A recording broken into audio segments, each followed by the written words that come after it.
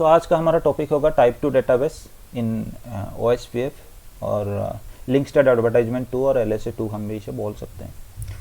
तो मैंने आपको बताया था जनरली जब आप OSPF के बारे में बात करते हो, OSPF को एनेबल कर लेते हो और आपका नेबरशिप वगैरह सब कुछ हो जाता है, तो उसके बाद क्या है, आपके डिवाइस एक LSA 1 जनरेट करते हैं, जो कि आप जनरली राउटर डेटाबेस या जनरल डेटाबेस बोलते हो।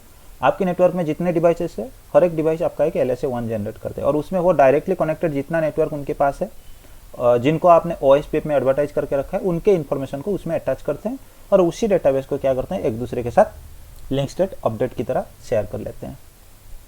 फिर उसके बाद जब हम बात करते हैं, ये आपका जो सिनेरियो मैंने आपको बताया, सीरियल लिंक हो या फिर इथरनेट लिंक हो, सब कुछ के लिए आपका OSPF में कोई राउटर एनेबल है, मतलब ये इसका बिहेवियर सबसे पहला काम यही है। लेकिन जब हम इथरनेट सेगमेंट या फिर ब्रॉडकास्ट नेटवर्क के बारे में बात करते हैं, मैंने आपको बताया था कि इथरनेट यहाँ पे आपका नेटवर्क टाइप कौन सा आता है, ब्रॉडकास्ट बोला जाता है उसे OSPF में। तो फॉर एग्जांपल मैं यहाँ पे एक राउटर बोलता हूँ, तो इथरनेट के केस में ऐसा क्यों आया कि कुछ दूसरा आपका डेटाबेस वगैरह भी आपका जनरेट करने की जो मतलब बनाने की जरूरत पड़ा। आप देखो, इथरनेट का आपका केस होता है ना कि आपके जितने भी केस आपने देखा, दो राउटर आपके डायरेक्टली कनेक्टेड है और ये एक इथरनेट लिंक है। लेकिन हमेशा आपका ऐसा नहीं होगा कि ये डिवाइसेस जो दो है ना, आपके डायरेक्टली कनेक्टेड है इथरनेट लिंक के साथ, ऐसा नहीं हो सकता है। हो सकता है बीच में आपका क्या हो, एक स्विच लग सकता है। जैसे ये दो डिवाइस के बीच आपका हो सकता है यहाँ पे एक आपका स्विच लगा है और ये स्विच के साथ आपका एक राउटर लगा है। हो सकता है एक लगा है, हो सकता है आपका दो लगा है, हो सकता है आपका 3 लगा है। ठीक है, अगर एक सिनेरियो में ऐसे लेता हूँ, दो राउटर कनेक्टेड है और यहाँ पे एक IP एड्रेस है, यहाँ पे एक IP एड्रेस है, तो आपको पता है ये एक आपका लेयर 3 सेगमेंट बनेगा और इसको भी ये ब्रॉडकास्ट नेटवर्क बोलता है क्योंकि ये इथरनेट लिंक के साथ आपका है। और ये भी अगर सेगमेंट में ले लेता हूँ, तो इस केस में ये पूरे सेगमेंट भी आपका एक क्या बनेगा, लेयर 3 सेगमेंट आपका बनेगा या फिर एक ब्रॉडकास्ट डोमेन आपका बनेगा। क्यों बनेगा? क्योंकि आपका जो बीच में स्विच लगा है ना, ये लेयर 2 के बेसिस पे काम करता है और आपके जो कम्युनिकेशन राउटर टू राउटर हो रहा है, ये लेयर 3 के बेस पे, on the basis of source and destination IP address के बेस पे आपका हो रहा है। इसीलिए ये टोटल आपका क्या होगा, एक लेयर 3 सेगमेंट बनेगा और इन टोटल सेगमेंट में जितने भी डिवाइस आपका कनेक्ट है, सबका कनेक्टेड इंटरफेस का IP बेसिकली एक ही नेटवर्क के अंदर आएगा। क्योंकि आपको पता है एक ब्रॉडकास्ट डोमेन के अंदर या फिर एक लेयर 3 सेगमेंट के अंदर जितने डिवाइसेस होते हैं, वो क्या करते हैं, एक ही सबनेट से IP से, एक ही सबनेट के IP से बिलोंग करते हैं। तो अगर यहाँ पे मैं 12 का नेटवर्क यूज करता हूँ, तो उस केस में ये अगर 12.1 है तो ये आपका 12.2 IP से बिलोंग करेगा, ये 12.3, ये 12.4, इस तरह का आपका होगा। ठीक है, अब देखो मैंने आपको बताया कि OSPF अगर आप एनाबल करते तो आप क्या करोगे, ये इंटरफेस पे भी आप एनाबल करोगे, ये करोगे, ये इसके साथ करोगे, इसके साथ करोगे। तो ये करने के बाद आपका क्या होगा, एक नेबरशिप आपका इसके साथ बनेगा, एक यहाँ से यहाँ 2, ये हो गया 3, कोई शायद ज्वाइन किया। ठीक है, उसके बाद फिर ये डिवाइस इसके साथ नेबरशिप बनाएगा, ये भी इसके साथ बनाएगा और इन दोनों के बीच आपका नेबरशिप बनेगा। तो इसका मतलब अगर आप नेबरशिप की बात करोगे इस सेगमेंट के ऊपर, तो आपका नेबरशिप ऐसे होगा कि n into n-1 divided by 2। तो यहाँ पे टोटल आपका डिवाइस है 4, n मतलब जितना नंबर ऑफ राउटर, 4 - 1 3 आएगा आपके पास, तो 4 into 3 divided by 2 equal to 6 आपका आ जाएगा। तो यहाँ पे टोटल नेबरशिप आपका कितना बनेगा, ये सेगमेंट के ऊपर टोटल 6 नेबरशिप आपका बनेगा। एक ये हो गया, 2, 3, 4, 5 और इन दोनों के बीच एक 6, टोटल आपका 6 नेबरशिप बनेगा। और इस काइंड ऑफ नेबरशिप को भी हम फुल मेश नेबरशिप बोलते हैं, क्योंकि हर किसी का हर किसी के साथ नेबरशिप है। ठीक है, ये जस्ट इसी के लिए आपका हो गया ये, क्यों? क्योंकि बीच में आपने एक लेयर 2 स्विच लगा दिया, जो क्या करता है, एक ब्रॉडकास्ट डोमेन के अंदर बहुत सारे डिवाइस को कनेक्ट कर सकता है। स्विच का तो काम यही है ना कि मल्टीपल डिवाइस को एक साथ कनेक्ट करना। तो इसी टाइप ऑफ सिनेरियो के ऊपर अगर हम बात करते हैं ना, तो आप देखो इसमें क्या होगा। फिर से अगर ये इमेज मैं यहाँ पे बना लेता हूँ,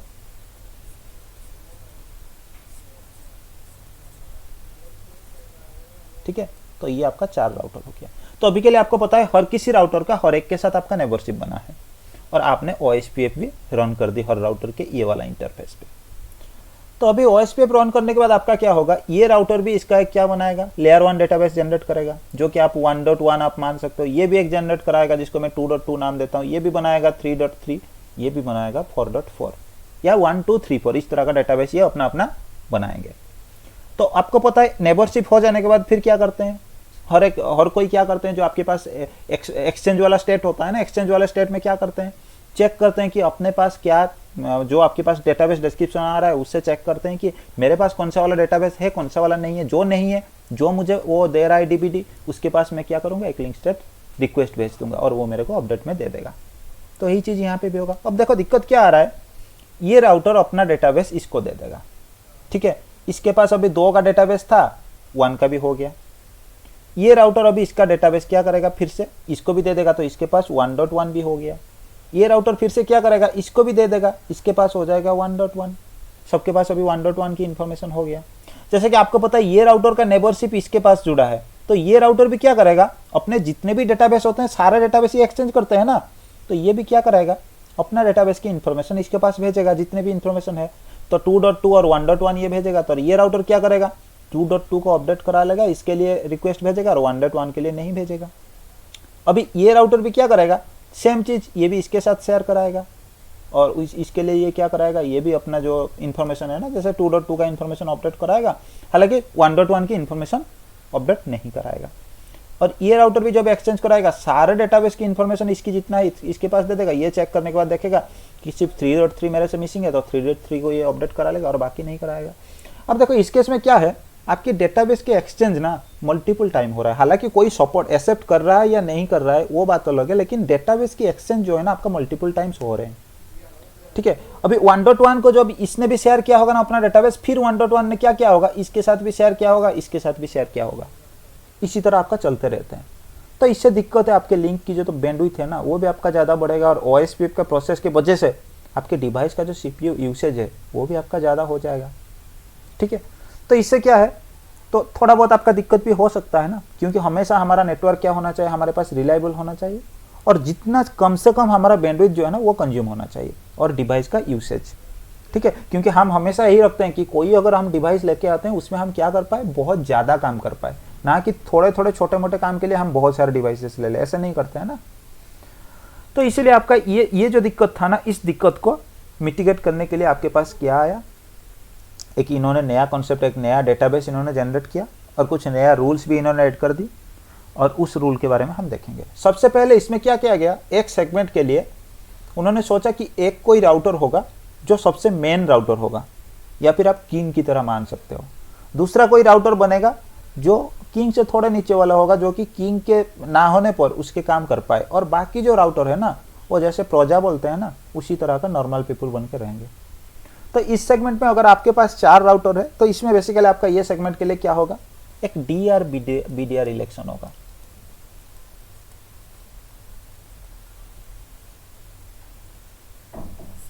ठीक है। डीआर बीडीआर से याद आया, आज मेरा एक इंटरव्यू था, किसी ने मेरे को पूछा डीआर बीडीआर के बारे में, तो बीडीआर को मैंने बाय डायरेक्शनल डेजिग्नेटेड राउटर गलती से बता दी, तो उसने बताया बैकअप डेजिग्नेटेड राउटर। चलो ठीक है, तो यहाँ पे क्या होगा, आपका एक डीआर और बीडीआर इलेक्शन होगा। अब ये सिनेरियो के ऊपर आपका कोई एक राउटर आपका डीआर बनेगा जो कि आपका बोला जाएगा डेजिग्नेटेड राउटर, और बीडीआर जो होगा वो होगा आपका backup designated router. DR basically आपका क्या होगा, एक ऐसा राउटर बनेगा जो कि इस सेगमेंट के लिए मेन राउटर माना जाएगा या फिर मास्टर डिवाइस माना जाएगा। बीडीआर आपका होगा बैकअप मास्टर डिवाइस या फिर डीआर का बैकअप की तरह काम करेगा। आपका डीआर कभी भी डाउन चला गया तो उस केस में बीडीआर आपका डीआर की तरह काम कराएगा, और बाकी जितने भी राउटर आपका होंगे वो D R other, designated router other बोला जाएंगे, उनका कोई काम नहीं है डीआर बीडीआर की तरह। जब तक आपका डीआर और बीडीआर जिंदा है उनका कोई काम नहीं है, उनका बस जनरल ओएसपीएफ के जैसे काम है उसी तरह की वो काम करते हैं, उनको कोई स्पेसिफिक काम अलग सा नहीं मिलते हैं।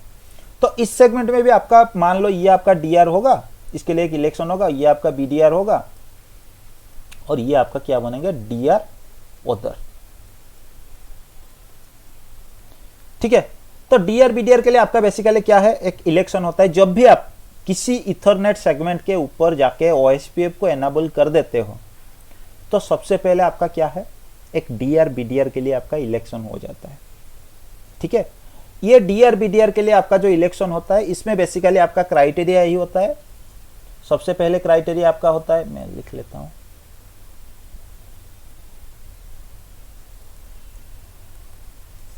सबसे पहले आपका होता है हाईएस्ट लुकबैक आईपी,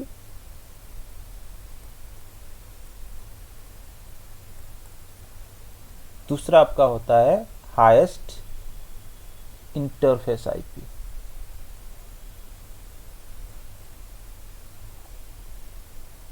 ठीक है, सॉरी मैंने कुछ गलत बता दिया आपको। हाईएस्ट राउटर आईडी,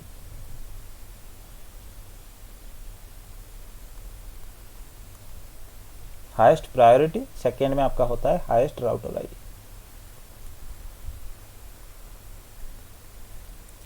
ठीक है, तो मैंने आपको वो वाला राउटर आईडी का इलेक्शन के बारे में बता दिया, सॉरी।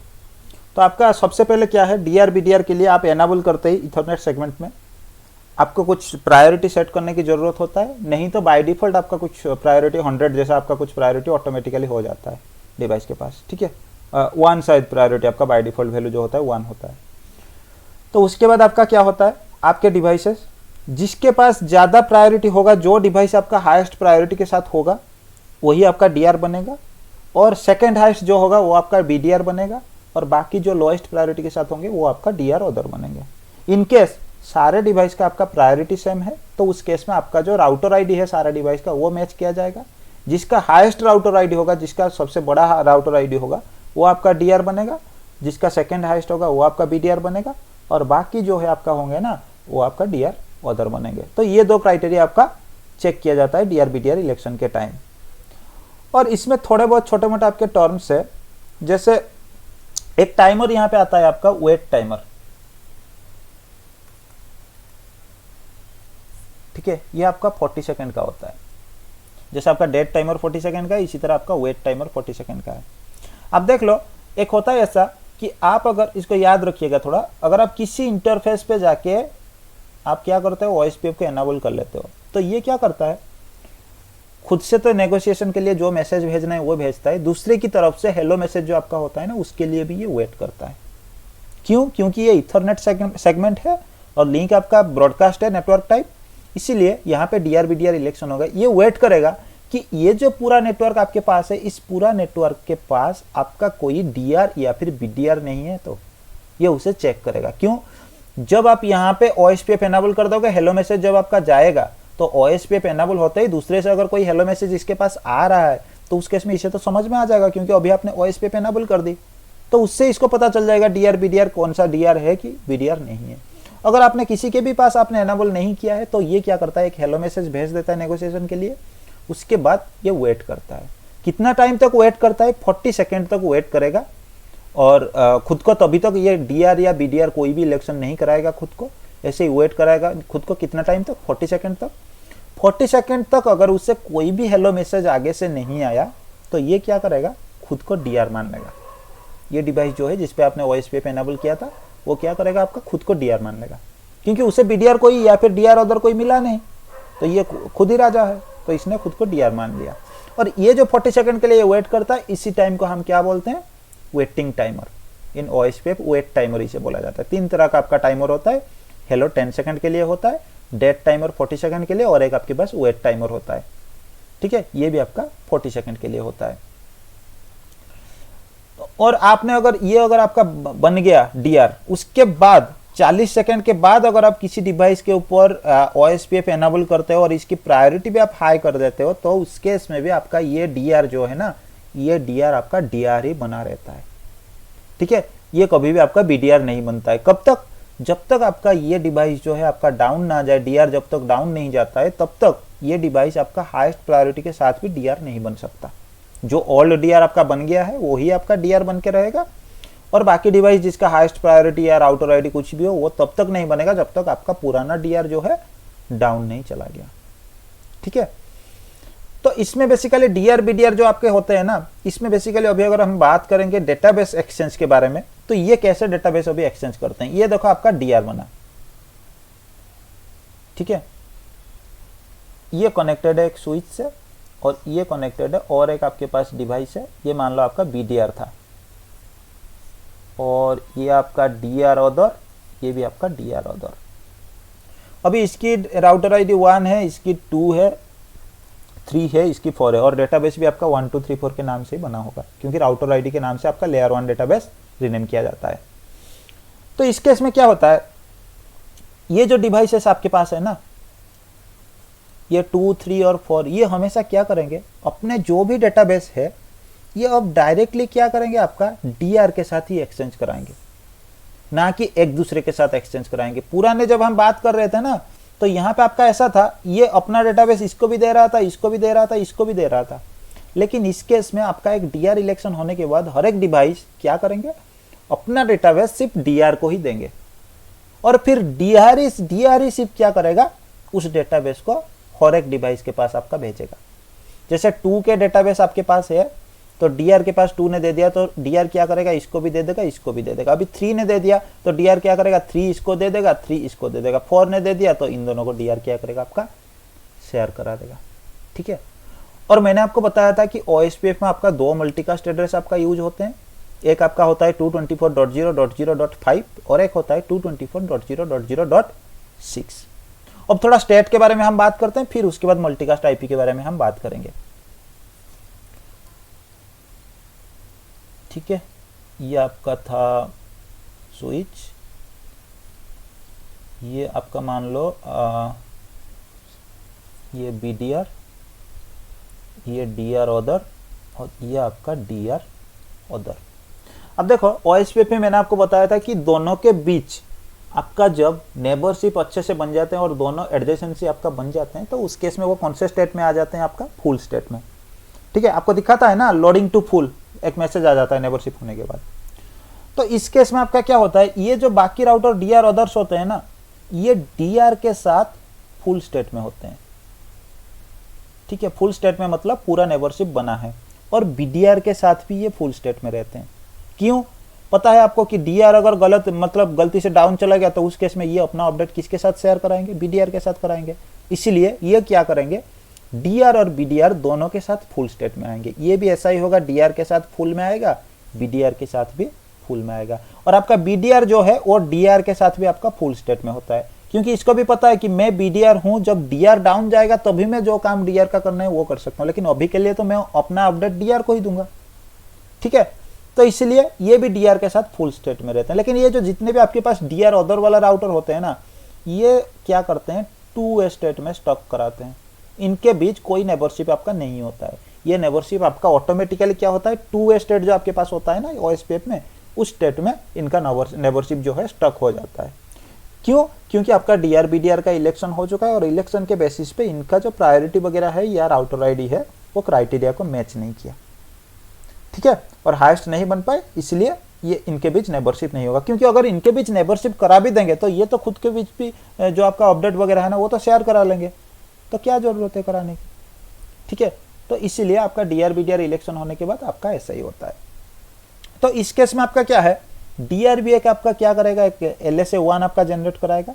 ये डीआर अदर भी खुद का LSA1 एक जनरेट कराएंगे, बीडीआर भी कराएंगे, और उस LSA1 को ये किसको दे देंगे, डीआर को दे देंगे। और आपके नेटवर्क में जो डीआर होगा वो क्या करेगा, एक LSA2 जनरेट कराएगा।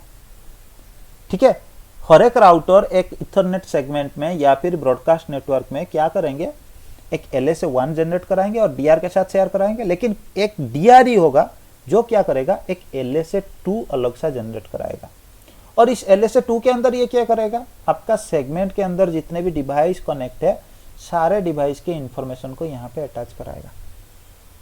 ठीक है, तो मैंने आपको बताया था LSA1 के टाइम में जब हम बात करते थे, तो मैंने आपको बताया था ना कि आपके डिवाइस अगर सीरियल लिंक से कनेक्ट है, तो उस केस में क्या होता है, LSA1 के अंदर आपका जो भी डायरेक्टली कनेक्टेड आपका नेटवर्क है उनके इंफॉर्मेशन होता है, उसके साथ साथ जो नेबर होता है, नेबर की भी डिटेल होता है, कौन सा आईपी उसका है। तो इस केस में, लेकिन आपके इथरनेट के केस में, अगर आपके डिवाइस इथरनेट में कनेक्ट है, तो उस केस में LSA1 के अंदर सिर्फ आपके डायरेक्टली कनेक्टेड नेटवर्क जिसको आपने ओएसपीएफ में एडवर्टाइज की, उन्हीं के इंफॉर्मेशन होता है, आपका कोई नेबर का इंफॉर्मेशन नहीं होता है। नेबर का इंफॉर्मेशन कहाँ पे होता है, सारे नेबर की इंफॉर्मेशन एक सेगमेंट के लिए आपका डीआर बनता है, वो एक LSA2 जनरेट करता है, सारे इंफॉर्मेशन को LSA2 के अंदर वो क्या करता है, स्टोर करता है। ठीक है, तो एक आपका जो इथरनेट सेगमेंट में सारे डिवाइस एक LSA1 जनरेट करते हैं, लेकिन एक डीआर ही होता है जो क्या करता है, एक LSA2 जनरेट करता है। अगर ये डाउन चला गया तो उस केस में आपका जो बीडीआर होता है वो क्या कराएगा, आपका LSA2 को जनरेट कराएगा। जब हम डेटाबेस वेरिफिकेशन करेंगे तब आपको पता चलेगा LSA2 के अंदर क्या है, सब कुछ इंफॉर्मेशन। और यहाँ पे अगर हम बात करते हैं मल्टीकास्ट एड्रेस के बारे में, तो आपके पास जो दो मल्टीकास्ट एड्रेस है, एक आपके पास हो गया 224.0.0.5। जितने भी राउटर आपके पास होते हैं DR, BDR, DR अदर, ये क्या करते हैं, इस मल्टीकास्ट एड्रेस के मेंबर बनते हैं। और एक आपके पास मल्टीकास्ट एड्रेस होता है 224.0.0.6। सिर्फ DR एंड BDR जो है ना, इस मल्टीकास्ट ग्रुप के मेंबर बनते हैं, DR अदर नहीं बनते हैं। क्यों नहीं बनते हैं हम अभी देखेंगे। सेम सिनेरियो के ऊपर मैं आपका आ जाता हूं। ये आपका DR हो गया, ये BDR आपका हो गया, और ये आपका स्विच लगा है DR अदर, ठीक है। तो इस केस में क्या है, ये डिवाइस जो है आपका दो डिवाइस, और ये भी दो डिवाइस आपका 224.5 का मेंबर बन जाएंगे। हर एक डिवाइस आपका 224.5 का मेंबर बनेगा।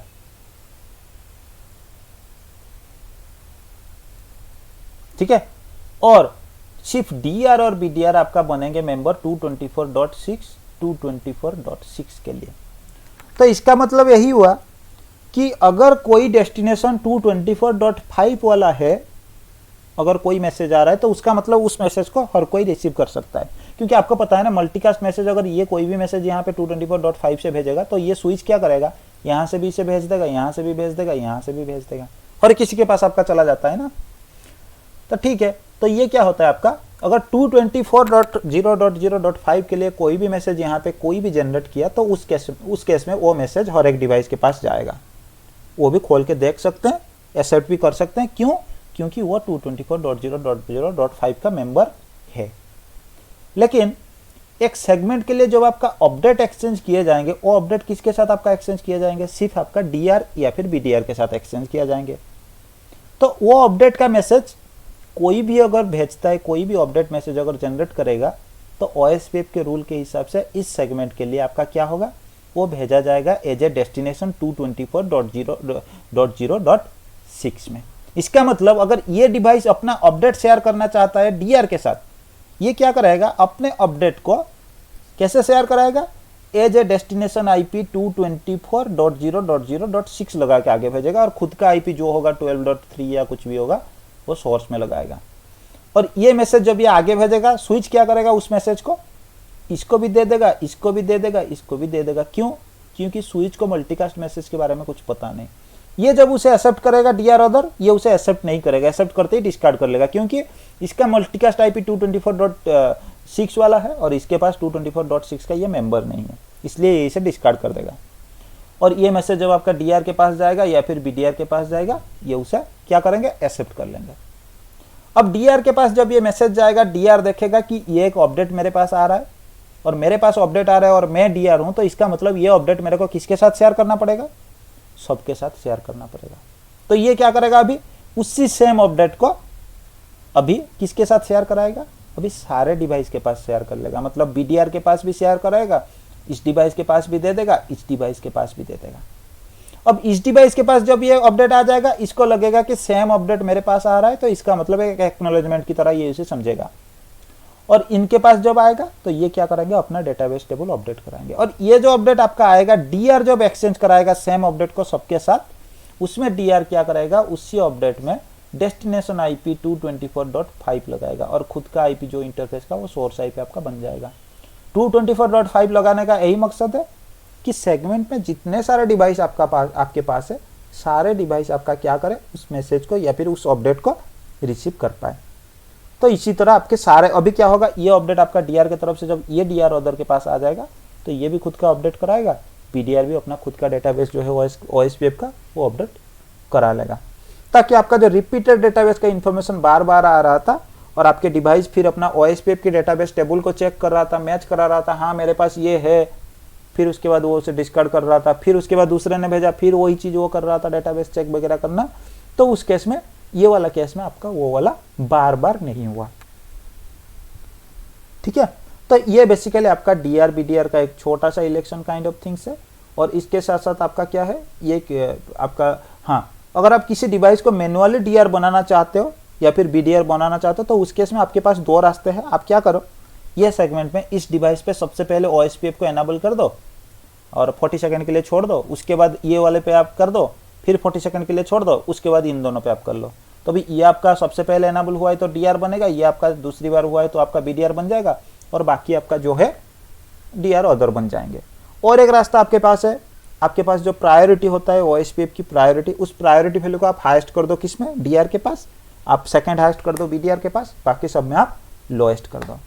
अगर आप नहीं चाहते हो कि ये वाला सेगमेंट के ऊपर आपका जो है ना DR BDR का इलेक्शन चले, आप नहीं चाहते हो, आप सीरियल की तरह ही इनको काम कराना चाहते हो जैसे जनरल होता है आपका, तो उस केस में आप क्या कर सकते हो, हर एक राउटर का आप क्या कर सकते हो, जो OSPF प्रायोरिटी है ना, उस प्रायोरिटी को आप 0 कर सकते हो।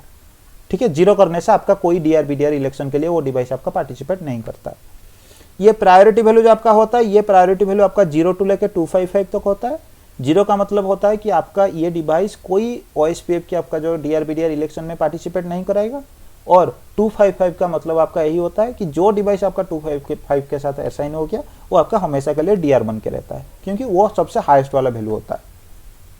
ठीक है, तो इसी में जो आपका डेटाबेस आपका DR जनरेट करता है, उस डेटाबेस को हम बोलते हैं टाइप 2 डेटाबेस या फिर LSA2। ये बेसिकली आपका DR BDR इलेक्शन खत्म होने के बाद ये आपका डेटाबेस वगैरह जो बनना है वो बनता है। इसको थोड़ा बड़ा कर लेता हूं।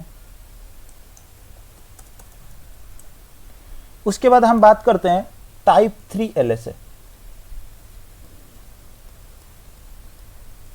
ठीक है, अब हमने जो ये जो LSA2 के बारे में हमने बात किया और LSA1 के बारे में हमने बात किया कि जितने भी डिवाइस आपके होते हैं वो क्या करते हैं, एक LSA1 जनरेट करते हैं और DR आपका LSA2 करता है। तो ये हम बात कर रहे थे एक एरिया के अंदर, ये जितने भी राउटर आपके थे ना, ये राउटर आपके सारे एक ही एरिया की पार्टिसिपेट थे।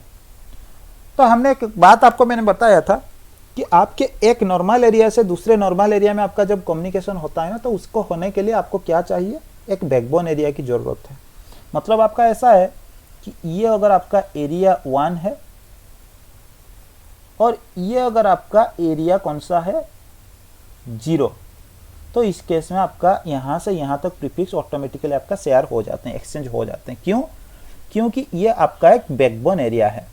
ठीक है, और बैकबोन एरिया क्या करता है, एक एरिया से दूसरे एरिया में आपका कम्युनिकेशन करा देता है।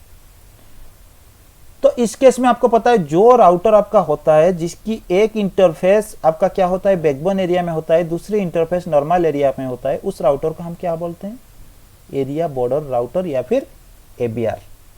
ये राउटर का बेसिकली काम यही है, इसकी एक इंटरफेस बैकबोन एरिया में है, मतलब ये ABR है, और इसका काम यही है कि इसकी तरफ से जो भी आपका प्रीफिक्स है, X network, Y network, Z network, एक एरिया का प्रीफिक्स कहां से इंजेक्ट कराना, कहां पे, दूसरी एरिया में इंजेक्ट करा देना। तो ये ABR आपका बेसिकली क्या करता है, यहां पे अगर आपके पास बहुत सारे राउटर्स थे, तो ये राउटर में अगर कोई नेटवर्क आपका X का नेटवर्क या फिर कोई भी नेटवर्क इसके पास आ रहा है, ABR के पास एडवर्टाइजमेंट आ रहा है, तो ABR क्या करता है, सीधे उस नेटवर्क को LSA3 की तरह इंजेक्ट करा देता है आपका किसमें, दूसरे एरिया में। ठीक है, अब देखो जब LSA1 के बारे में मैंने बात किया था या 2 के बारे में हमने बात किया था, तब क्या होता था, आपके जितने LSA1 और LSA2 होता है ना, वो डेटाबेस की तरह आपका एक्सचेंज किए जाते हैं। लेकिन यहाँ पे ये आपका एज ए प्रीफिक्स एक्सचेंज किया जाएगा। मतलब फॉर एग्जांपल ये नेटवर्क के पास आपका, ये राउटर के पास आपका दो नेटवर्क था, एक था X का और एक था आपके पास Y का नेटवर्क। इसने इस नेटवर्क को लेके अपना एक डेटाबेस बनाया 1.1, इस डेटाबेस को इसने इसके साथ शेयर किया, तो ये भी अपना राउटिंग टेबल में XY को अपडेट किया। फिर डेटाबेस इसने इसके साथ भी शेयर कर दिया उसी 1.1 डेटाबेस को, तो ये भी अपना राउटिंग टेबल अपडेट किया। अब ये 1 का डेटाबेस जब ABR के पास आएगा, ABR क्या करेगा, उस डेटाबेस को खोलेगा और उससे भी इंफॉर्मेशन मिलेगा X और Y नेटवर्क का, और ABR क्या करेगा, उस डेटाबेस को नहीं, जो नेटवर्क उसे खोलने के बाद मिला उसी नेटवर्क को एक के बाद एक क्या कराएगा, X को इंजेक्ट करा देगा इस नेटवर्क में, और Y को एज LSA3 क्या कराएगा, दूसरी एरिया में इंजेक्ट करा देगा। मतलब अभी आपका डेटाबेस जब एक एरिया के अंदर आपके सारे जो डेटाबेस है वो पहचान में आते हैं, लेकिन एक एरिया के बाद आपके डेटाबेस पास नहीं करते हैं एक एरिया से दूसरे एरिया में, क्या आपके पास करते हैं, आपके LSA3 डेटाबेस आपके पास करते हैं। और LSA3 डेटाबेस में क्या होता है, हर एक नेटवर्क के लिए आपका एक हर एक मतलब क्या होता है, एक अलग सा LSA3 जनरेट होता है, जैसे यहाँ पे एक्स नेटवर्क के लिए एक अलग सा LSA3 जनरेट होगा, वाई के लिए एक अलग सा आपका LSA3 जो है वो जनरेट किया जाएगा, और ये क्या कराएगा, एक्स और वाई को ये नेटवर्क में इंजेक्ट करा देगा। ठीक है, बेसिकली ये काम करने के लिए आपके पास एक ABR है, और आपके पास अगर इनकेस किसी वजह से 2 ABR आपके पास है, मतलब ये आपका एरिया 1 हो गया, ये एरिया 2 हो गया, एरिया 0 हो गया, तो ये भी आपके लिए एक ABR हो गया और ये भी आपके लिए एक ABR हो गया। तो इस केस में अगर यहाँ पे आपके पास x और y 2 नेटवर्क है, तो ये ABR भी x और y का 2 नेटवर्क की इंफॉर्मेशन यहाँ इंजेक्ट कराएगा, ये भी सेम कराएगा। उस केस में जिस राउटर के लिए आपका जो बेस्ट होगा उसी के अकॉर्डिंग वो क्या करते हैं, क्राइटेरिया के हिसाब से, कॉस्ट के अकॉर्डिंग आपका जो भी अच्छा होगा, जो बेस्ट बनेगा, उसी को वो क्या करेंगे, अपना राउटिंग टेबल में अपडेट कराएंगे। मतलब यहाँ पे अगर एक राउटर आपके पास है, इसको यहाँ से भी XY रिसीव हो रहे हैं, यहाँ से भी हो रहे हैं डेटाबेस से, तो वो हर एक डेटाबेस को खोलेगा, डेटाबेस को एक्सेप्ट करेगा। खोलने के बाद जो LSA3 का इन्फॉर्मेशन उसके पास आया है, उसी LSA3 की इन्फॉर्मेशन को वो क्या करेगा, मैट्रिक कैलकुलेशन जो आपके पास होता है वो मैट्रिक कैलकुलेशन कराएगा। अगर मैट्रिक कैलकुलेशन के बाद कोई अगर बेस्ट बना है, जिसकी मैट्रिक स्लोएस्ट आ रहा है, किसी का अगर आ रहा है, तो उस केस में वो क्या करेगा, उसी को अपने राउटिंग टेबल में अपडेट कराएगा। अगर इनकेस दोनों के मैट्रिक अगर सेम हो गया तो आपका लोड बैलेंसिंग हो जाएगा, दोनों के दोनों आपके राउटिंग टेबल में आ जाएंगे दोनों की तरफ। ठीक है, तो ये बेसिकली आपका हो गया LSA3 के केस में। तो इनको एक बार हम क्या करते हैं, वेरीफाई कर लेते हैं। अरे इसको ऑन करना भी मैं भूल गया था, शायद एक टोपोलॉजी उस दिन जो मैंने बनाया था उसे सेव करके रखा है।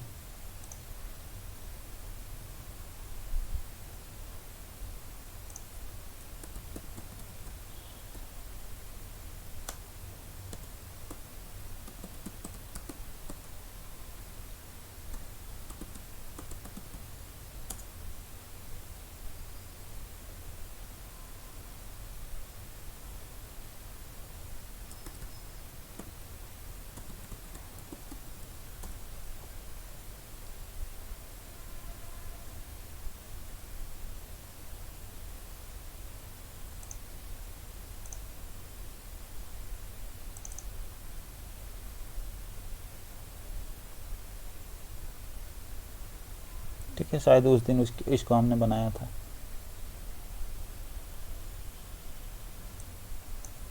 ठीक है, अब इस टोपोलॉजी में मैं क्या करूँगा, ये जो साइड है ना, इस राउटर को मैं ABR बना दूंगा, ये साइड को मैं क्या करूँगा, एरिया 1 में डाल दूंगा, और ये वाले साइड को मैं क्या करूँगा, एरिया 0 के अंदर रखूँगा। तो इसमें आपका एरिया 0 का होगा शायद,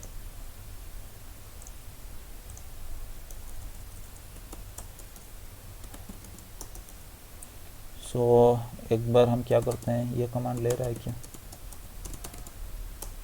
नहीं ले रहा है। ठीक है, एक बार OSPF की जो कमांड है ना, सॉरी कॉन्फ़िगरेशन है, उसे एक बार हम वेरीफाई कर लेते हैं क्या क्या हमारे पास है। ठीक है, तो दूसरी तरफ हमने कौन सा नेटवर्क चला के रखा है, 23 का नेटवर्क। तो 23 को हमने ऑलरेडी एरिया 5 के अंदर ही डाला है। ठीक है, तो एक तरफ आपका एरिया 0 है और दूसरी तरफ आपका एरिया 5 के अंदर ही है। सो IP OSPF नेबर एक बार देख लेते हैं। ठीक है, आपका नेबरशिप बना है, do show IP OSPF interface brief. अच्छा, ये ब्रीफ वाला कमांड नहीं ले रहा है। ठीक है, नेबरशिप बनाए मतलब ये आपका एरिया 5 के अंदर ही है। ठीक है, तो यहाँ पे जब आप बात करोगे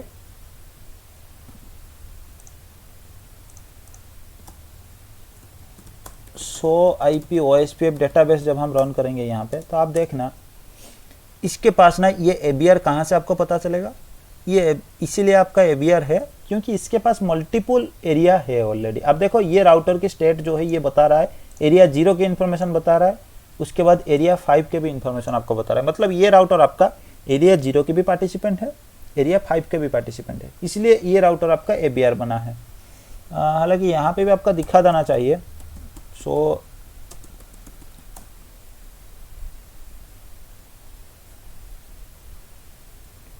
ठीक है, ये नहीं बता रहा है इन्फॉर्मेशन, लेकिन दिखा देना चाहिए। शायद ये पैकेट ट्रेसर है इसलिए आपको पूरा इन्फॉर्मेशन नहीं आ रहा है। तो एबीआर के पास आपका क्या होता है, बोथ एरिया के लिए जितने भी आपका LSA1 LSA2 डेटाबेसेस होते हैं सारे की इंफॉर्मेशन होता है। तो यहाँ पे भी आप एरिया 0 के बारे में जब बात करोगे, ये उसके लिए LSA1 की इंफॉर्मेशन हो गया, ये LSA2 की इंफॉर्मेशन हो गया। अब देखो LSA2 की जो डेटाबेस होता है ना, जो आपका DR बना है उसी के जो इंटरफेस आपका पार्टिसिपेंट था DR में, उसी की इंटरफेस का IP आपका क्या होगा, या फिर हाँ इंटरफेस का जो आपका IP है वही IP आपका क्या बनता है, लिंक ID आपका बनता है, ठीक है, या फिर उसी का नाम आपका बनता है। अब देखो ये दोनों के बीच में ये वाला राउटर आपका DR बना है, क्योंकि इसकी राउटर ID 2.2.2.2 था, हाईएस्ट था, इसलिए ये DR बना है। इसलिए इसकी इंटरफेस का जो IP है वो आपको दिखा रहा है LSA2 वाले डेटाबेस में। और LSA2 डेटाबेस को अगर आप चेक करना चाहोगे,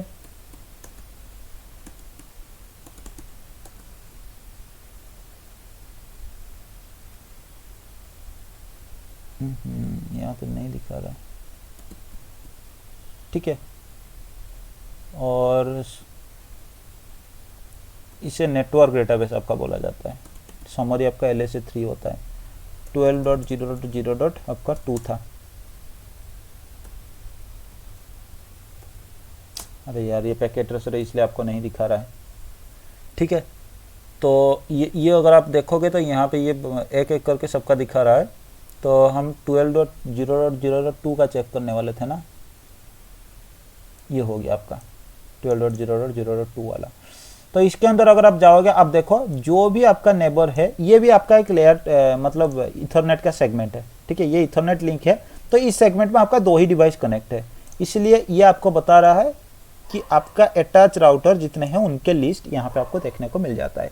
उसके साथ साथ भी आपका जो कॉमन नेटवर्क है सबके लिए आपका कौन सा नेटवर्क है, उसका मास्क वैल्यू वगैरह वो इन्फॉर्मेशन तो हालांकि आपको दिखा देता है। उसके साथ साथ आपको क्या करता है, जितने भी आपका कनेक्टेड नेबर है सबकी राउटर आईडी यहाँ पे आपको लिस्ट कर देता है।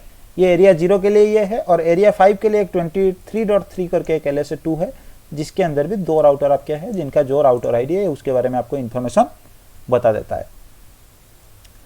और अगर आप यहाँ पे SOIP OSPF डेटाबेस कर लोगे तो ये जो आपके पास हो गया ना समरी नेट लिंक, ये आपका हो गया लेयर 3 डेटाबेस, ठीक है।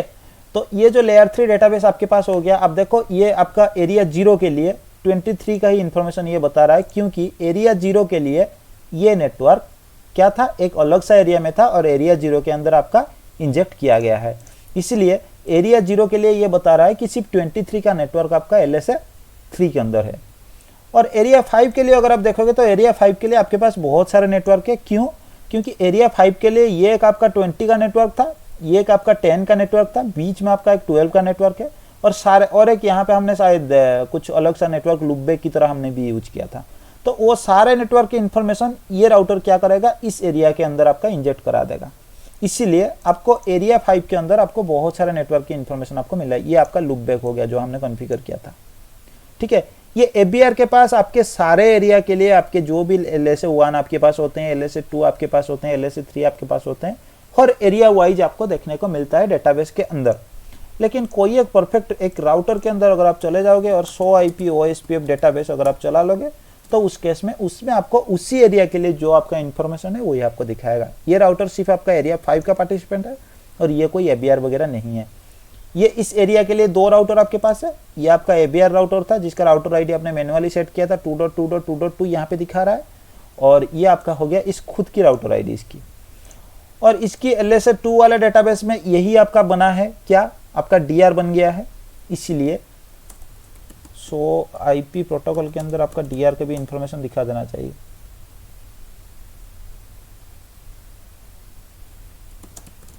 हालांकि आपको यहाँ पे दिखा देगा SOIP OSPF नेबर के अंदर आपको दिख जाएगा, ठीक है। ये आपका नेबर है, इस नेबर का स्टेट ये बता रहा है BDR है, इसका मतलब ये खुद क्या बना है, आपका DR बना है, ठीक है। यहाँ पे नेबर टेबल में सिर्फ नेबर का इंफॉर्मेशन देता है, तो ये बता रहा है कि ये नेबर आपका जो है ये आपका क्या बना है, BDR बना है। अगर आप SOIP OSPF इंटरफेस कर लेते हैं तो इस केस में भी आपको दिखा देता है ये खुद क्या है। अब देख लो, ये अगर ये स्टेट देख लो, यहाँ पे ये बता रहा है कि ये स्टेट, इस इंटरफेस का स्टेट आपका क्या है, DR है। और ये आपका नेटवर्क टाइप जो है आपका ब्रॉडकास्ट बता रहा है, क्योंकि इथरनेट नेटवर्क आपका था। और ये आपका हो गया वेट टाइमर, ठीक है। तो इसकी डेटाबेस में अगर आप देखोगे तो यहाँ पे आप देख लो, ये आपका LSA2 की इन्फॉर्मेशन हो गया, जो DR था उसी ने ही LSA2 जनरेट किया था। और इस LSA2 में आपको पता है 2 ही राउटर ये सेगमेंट में आपके पास है, एक ये वाला राउटर और ये वाला राउटर। अगर आप इसे खोल के भी देखोगे तो आपको दिख जाएगा कि 2 ही राउटर की इन्फॉर्मेशन, ठीक है। अब देख लो यहाँ पे 2 राउटर की राउटर आईडी आपको दिख रहा है। और इसमें LSA3 के बारे में अगर आप देखोगे तो उसे समरी LSA आपका बोला जाता है। और समरी LSA के अंदर अगर आप देखोगे तो आपको 4 नेटवर्क की इन्फॉर्मेशन दिख रहे हैं। जो नेटवर्क आपका उस तरफ जो नेटवर्क थे वो यहाँ पे आपका क्या बन गया, डेटाबेस, LSA3 डेटाबेस बन के इनके पास आ गया। और ये हर एक नेटवर्क के लिए आपका अलग अलग सा बना है। 12 के नेटवर्क के लिए अलग सा एडवर्टाइज कौन कर रहा है, आपका जो BDR है उसी की इन्फॉर्मेशन आ रहा है। आपका ये 8 का नेटवर्क के लिए अलग सा है, वो भी आपका BDR ही कर रहा है। ये आपका 20 के नेटवर्क के लिए अलग सा है, वो भी BDR कर रहा है। 10 भी वहाँ से आ रहा है, तो इसलिए ये भी आपका BDR कर रहा है। और यहाँ पे भी आपका कुछ सीक्वेंस नंबर है, कभी सीक्वेंस नंबर वगैरह के बारे में भी हम देखेंगे। तो बेसिकली एक नेटवर्क से दूसरा नेटवर्क में जब आपका आपका जो ABR होता है, जो वो इन्फॉर्मेशन जब आपका एक्सचेंज कराता है तो वो क्या करता है, LSA3 की तरह आपका इन्फॉर्मेशन को एक्सचेंज करा लेता है। और उस केस में आपका क्या होता है, BDR की तरफ ही आपका जो नेक्स्ट हॉप भी होता है वो BDR की तरफ ही होता है। और एक बार अपडेट आपका एक्सचेंज हो गया, फिर उसके बाद आपका जो नेक्स्ट हॉप की इन्फॉर्मेशन होता है, हालांकि IGP में क्या होता है, जो IP हेडर में आपका सोर्स IP होता है उसी को ये डिवाइस क्या करता है, नेक्स्ट हॉप की IP की तरह अपडेट करते हैं अपने राउटिंग टेबल में। और अगर आप यहाँ पे देखोगे 100 IP राउट OSPF अगर आप करोगे तो दूसरी एरिया से जो नेटवर्क आपके इंजेक्ट हुए हैं वो नेटवर्क आपका किस तरह का आ रहे हैं, इंटर एरिया नेटवर्क बोल के, मतलब आपके दूसरे एरिया में आपके पास, दूसरे एरिया से आपके पास रिसीव हो रहे हैं, ठीक है।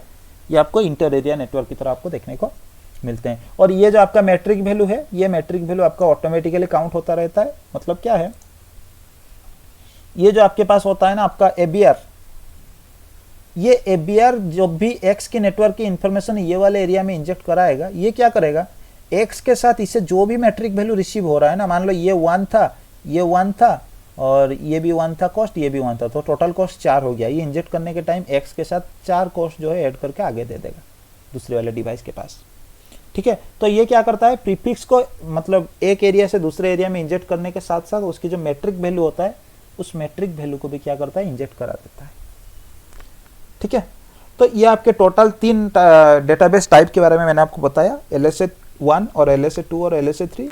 मैं अगर समरी में आपको बता दूं तो ऐसा है कि हर एक डिवाइस आपका क्या करते हैं, LSA1 जनरेट करते हैं और वो एक एरिया के लिए ही आपका क्या है, लिमिटेड रहता है। मतलब ये डिवाइस का जो LSA1 होगा ये इसी एरिया के डिवाइस के अंदर क्या होगा, एक्सचेंज किया जाएगा। इस डिवाइस का जो LSA1 होगा वो इसी एरिया के जो डिवाइस है उनके साथ एक्सचेंज किया जाएगा। LSA1 की इंफॉर्मेशन कभी भी दूसरे एरिया में आपका ट्रैवल नहीं करता है, दूसरे एरिया में आपके प्रीफिक्स के इंफॉर्मेशन जो है वो ट्रैवल कर लेते हैं, ठीक है। तो हर एक एरिया के लिए हर डिवाइस आपका एक LSA1 जनरेट कराएगा। अगर आपके पास इथरनेट लिंक है तो उस केस में आपका LSA1 भी जनरेट होगा, उसके साथ साथ आपका DR क्या करेगा, एक LSA2 जनरेट करेगा जिसमें कनेक्टेड नेबर और नेटवर्क के बारे में इंफॉर्मेशन वो अटैच कराएगा। और अगर आपके पास मल्टीपल एरिया है और आपके पास ABR भी है तो उस केस में एक एरिया के इंफॉर्मेशन या फिर नेटवर्क के इंफॉर्मेशन दूसरे एरिया में आपका LSA3 की तरह आपका क्या करेंगे, ट्रैवल कर लेंगे। तो ये 3 डेटाबेस के बारे में मैंने आपको बताया। इसमें अगर आपके पास कोई कन्फ्यूजन या डाउट हो तो आप पूछ सकते हो, हालांकि आज के लिए इतना ही।